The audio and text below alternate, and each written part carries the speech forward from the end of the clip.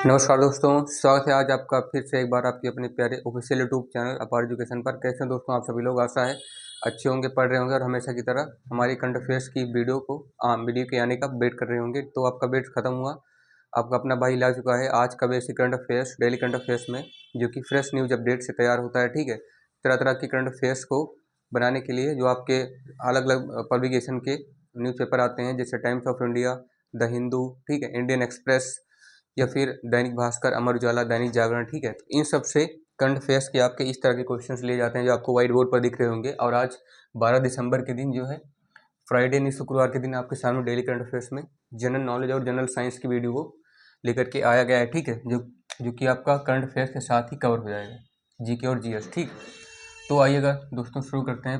पहला प्रश्न क्या है?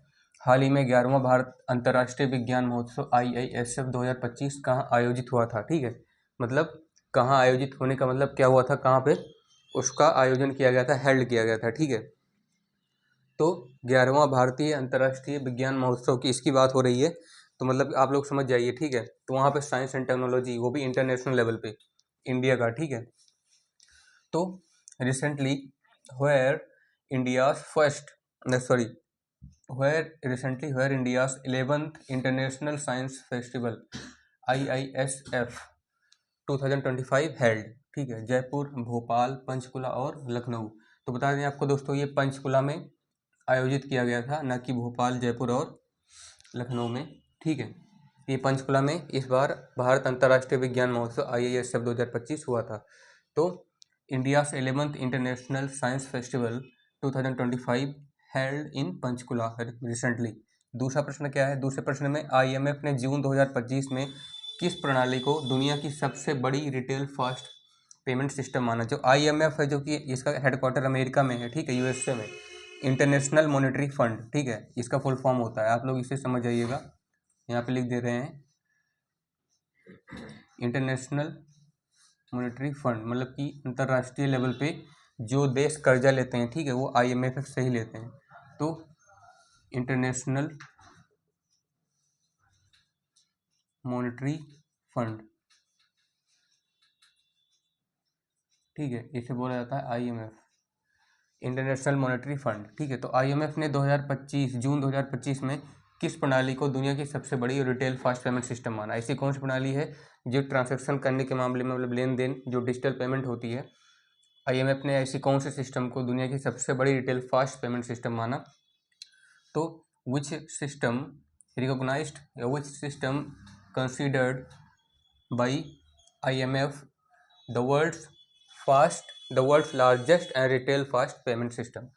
RTGS, NEFT, UPI and SWIFT. ठीक है, चारों में से कोई एक। तो अपना इंडिया का, सबसे अच्छी बात है, अपने इंडिया का UPI, ठीक है, जो कि सबसे फास्ट रिटेल, सबसे बड़ी और retail fast payment system IMF के द्वारा, जो कि सारे देशों को लगभग कर्जा देती है। IMF इंटरनेशनल मॉनेटरी फंड, इसने माना है कि UPI क्या है, भारत द्वारा बनाया गया UPI unified payment interface, UPI जो है दुनिया की सबसे बड़ी रिटेल फास्ट पेमेंट सिस्टम है। तो IMF considered UPI as the world's largest retail fast payment system. ठीक है, तीसरा प्रश्न है RBI की 58वीं और 5वीं द्विमासिक MPC बैठक, यानी कि FY26 का मतलब फाइनेंशियल ईयर 26, ठीक है, वित्तीय वर्ष जिसे बोला जाता है 26 2000 की अध्यक्षता किसने की? तो who chaired the RBI's 58th and 5th bipolar MPC meeting FY26? ठीक है, किसने किया? शक्तिकांत दास, संजय मल्होत्रा, पूनम गुप्ता और नागेश कुमार। तो बता दिए आपको, इस बार का जो फाइनेंशियल ईयर 2026 हुआ था, 26वां फाइनेंशियल ईयर था FY26, इसकी अध्यक्षता, इसका जो चेयरपर्सन थे, ठीक है, वो कौन थे? संजय मल्होत्रा थे। 58वीं और 5वीं द्विमासिक MPC जो बैठक हुई थी। ठीक है, तो recently RBI's 58th and 5th bipolar MPC meetings chaired by Sanjay Malhotra that was FY26 financial year 26 था। ठीक है, चौथा प्रश्न है RBI के 15वें विदेशी सहयोग सर्वेक्षण में कौन कौन से वित्तीय वर्ष शामिल थे? इस बार जो आरबीआई का 15वां स्वदेशी सहयोग सर्वेक्षण हुआ था उसमें कौन कौन से वित्तीय वर्ष यानी कौन कौन से फाइनेंशियल ईयर शामिल थे? तो which financial years were included in of RBI's 15th foreign corporation survey, ठीक है, in foreign corporation survey of RBI, जो कि 15वां हुआ था उसका फाइनेंशियल ईयर 2023-24 या उसके बाद फाइनेंशियल ईयर 2024-25 या फिर फाइनेंशियल ईयर 2020-21, फाइनेंशियल ईयर 2022-23, फिर वही फाइनेंशियल ईयर 2021-22 से 22 से 23 है, फाइनेंशियल ईयर 2024-25 है, उधर 25 से 26 है। तो पहला वाला ऑप्शन सही है। इसमें फाइनेंशियल ईयर इस बार का जो हुआ था 2023 से 24 और 24 से 25 शामिल थे, ठीक है, आरबीआई की 15वें सहयोग सर्वेक्षण में।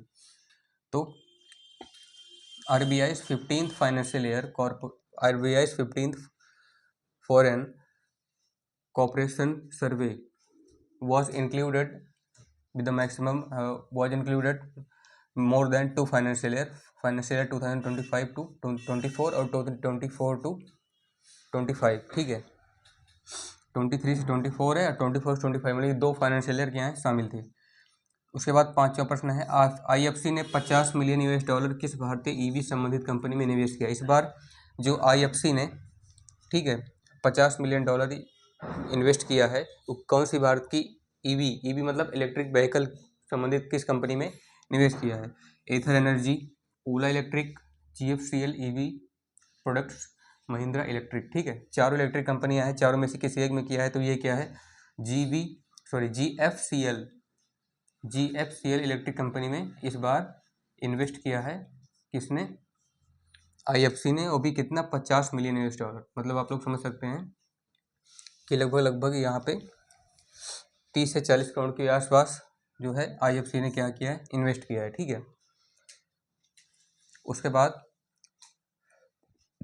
यानी कि IFC invested in GFCL EV products limited company with the maximum amount of 50 million $, ठीक है। फिर छठा प्रश्न है, आरबीआई ने दिसंबर 2025 में ओएमओ खरीद कितनी राशि की घोषित की? जो आरबीआई इस बार रिजर्व बैंक ऑफ इंडिया है, इसने 2025 में जो ओएमओ की खरीद हुई है, ठीक है, इसकी जो शॉपिंग हुई है वो कितनी राशि की घोषित की गई है, इसको परचेस किया है वो कितने अमाउंट का है, ठीक है। तो how much amount the purchase of OMO in December 2025 RBI announced, कितना किया है? 1 लाख करोड़ का, 2 लाख करोड़ रुपए का, 50,000 करोड़ रुपए का और 10 रुपये का, ठीक है। तो दोस्तों देखिएगा 10 रुपये तो होगा नहीं, उनमें में तो 5-5 वाला बिस्किट जरूर मिल जाएगा। उसके बाद 50,000 करोड़ रुपए की, यहाँ इस तीनों ऑप्शंस को देखिएगा। कभी कभी यूपीएससी या फिर किसी और कम्पिटिटिव एग्जाम में इस तरह के ऑप्शंस आपको देखने को मिल जाएंगे, ठीक है। तो आपको देखिएगा उन मेन ऑप्शन पे फोकस करना है।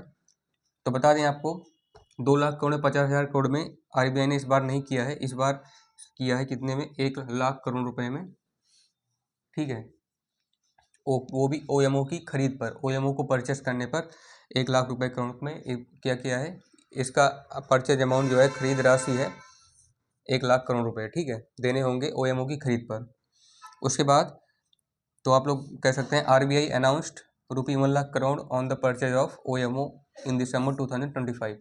फिर सबसे लास्ट वाला, रक्षा मंत्री राजनाथ सिंह जी ने कितने बीआरओ परियोजनाओं का उद्घाटन किया? इस प्रश्न को हमने 2 दिन पहले की वीडियो में बताया था। बीआरओ मतलब ब्रिज रोड्स ऑपरेशन, मतलब जितने भी ब्रिज बन रहे हैं, ठीक, पुल बन रहे हैं, रोड्स बन रहे हैं, सड़कें बन रही हैं, उन दोनों को कम्बिनेशन मिला करके ऐसी कितनी बीआरओ परियोजनाएं हैं जिनका उद्घाटन भी किया?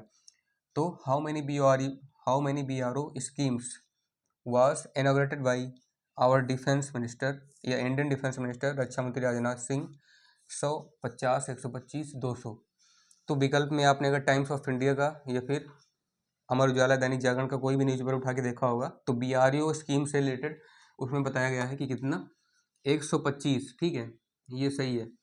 125 ऐसी परियोजनाएं हैं जो ब्रिज रोड्स ऑपरेशन से रिलेटेड है, ठीक है। मतलब 125 परियोजनाएं सड़कों और पुलों के निर्माण के लिए रक्षा मंत्री राजनाथ सिंह ने उद्घाटन किया है, ठीक है, 125 का बीआरओ प्रोजेक्ट्स के लिए। तो रक्षा मंत्री Rajnath Singh inaugurated 125 BRO schemes या BRO, ठीक है, BRO स्कीम्स रिसेंटली, अभी हाल ही में, ठीक है, किया है। तो ये रहा हमारे द्वारा बताया गया आज आप बेसिक करंट अफेयर्स स्टार्टिंग से लेकर के कंटिन्यू तक आपने देखा होगा और आपको पता चल गया होगा कि हम करंट अफेयर्स के बेसिक पार्ट्स के बारे में, जो कि लेटेस्ट अपडेट चलता रहता है अभी हाल का रिसेंटली, ठीक है, तो उसके बारे में चर्चा करते हैं। और आपको आशा है कि अच्छा समझ में आया होगा। समझ में नहीं आया है तो जो है वीडियो को फिर से एक बार रिप्ले करके देख सकते हैं और अपने फ्रेंड्स के साथ जितना हो सके शेयर कीजिएगा। तब तक आप लोग पढ़ते रहिए, मस्त रहिए। मिलते हैं आपसे नेक्स्ट वीडियो में। धन्यवाद आपका।